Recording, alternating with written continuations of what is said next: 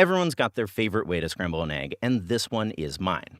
What you're looking at is a Cantonese scrambled egg dish called Wangbo Chaodan, and for me at least, it ticks all the boxes.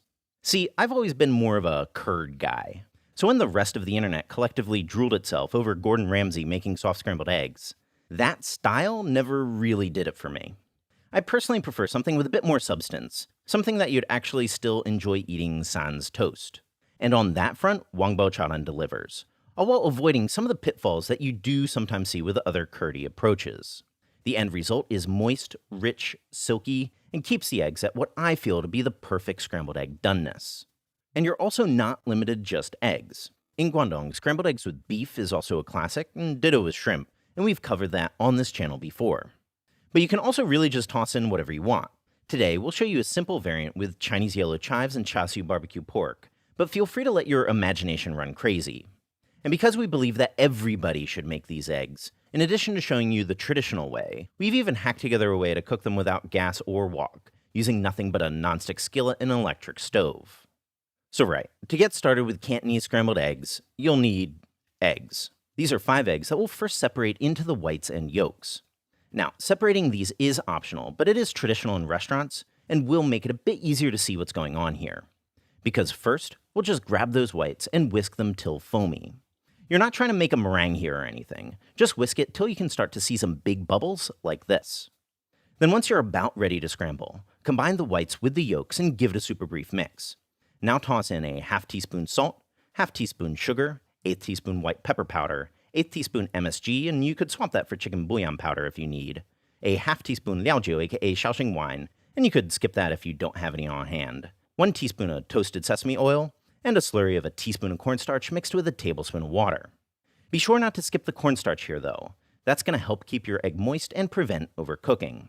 Now just give that another good whisk till you can start to see some bubbles again, and then we can fry. Now, it's going to be a lot easier for me to work this egg on a full-size stove, so forgive us for moving inside real quick. But as we always do when working with wok, first, lang yao. Get your wok piping hot, shut off the heat, and add in your oil. Here we're going in with 1.5 tablespoons of lard. For a good Wangbo Chaodan, that lard is pretty non-negotiable and sort of the only must-have ingredient here besides the egg. So then just heat that up over a high flame till it's bubbling around a pair of chopsticks, and drop in your egg. The egg will quickly puff up a bit, so then immediately take your wok off the flame and scoop from the bottom and lay it on top.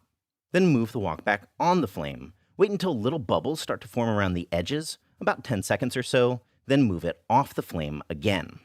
The idea here is to let the uncooked egg drain off and layer the cooked portions on top of each other so that they don't get overdone. So then just repeat that process of waiting till you see the bubbles, moving it off the flame and layering until you've worked through all the uncooked egg. Now take it out, and just like that, your Cantonese scrambled egg is done. All well and good, but then the question naturally follows of whether you could execute the same thing with a standard wokless Western kitchen. So let's try and give this a go with nothing but a humble nonstick skillet. So toss your 1.5 tablespoons of lard in your skillet and melt it over a high flame.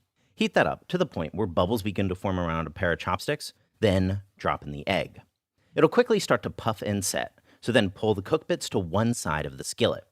Now adjust your skillet so that only the uncooked side is over the burner. Then wait until bubbles form, about 10 seconds or so, and layer the newly cooked side up and over the egg.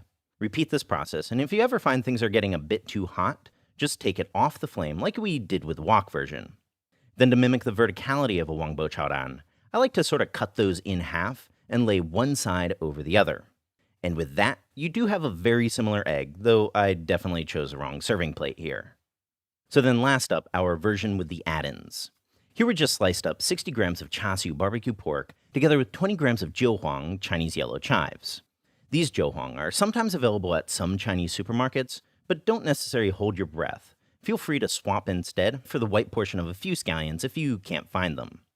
But no matter what, because using this method, our egg cooks in like a minute flat, you will need to pre-cook any add-ins. For the jiuhuang yellow chives, that means toasting them in a dry wok over a medium flame for about 2 minutes, or until they become slightly wilted and obviously fragrant. For the char siu, you could use it straight up, but because we bought ours at the market, we'll fry it over a medium flame for about a minute. And if you're using scallion instead of that jiuhuang, you can just fry that together with your pork. And now these are ready to go in some egg. So right, again, don't feel obliged to separate the whites and yolks like we did before. You can also get perfectly good results just leaving them all together. You'll just need to make sure that you really go at it and do a bang-up job whisking. Go for about a minute or so, or until you can see some obvious bubbles like this.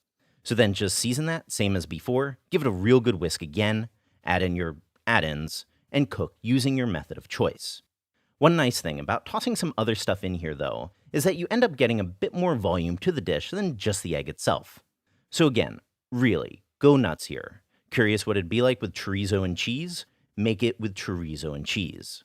Just the same approach as always. Out, and you've got yourself what I think are some of the best damn scrambled eggs in the world. So during research, we came across of a different method of making Wangbo Chaodan, which is by the Tanka Bo people living around Wangbo Old Port. What they do is that they would quickly deep fry the egg in lard and then immediately strain it. However, during our testing, that method came out to be greasy and unsatisfactory. So if you know anything about that method, let us know in the comment section because we definitely do want to learn. So check out the description box for detailed recipe. A big thank you for everyone that's supporting us on Patreon, and of course, subscribe for more Chinese cooking videos.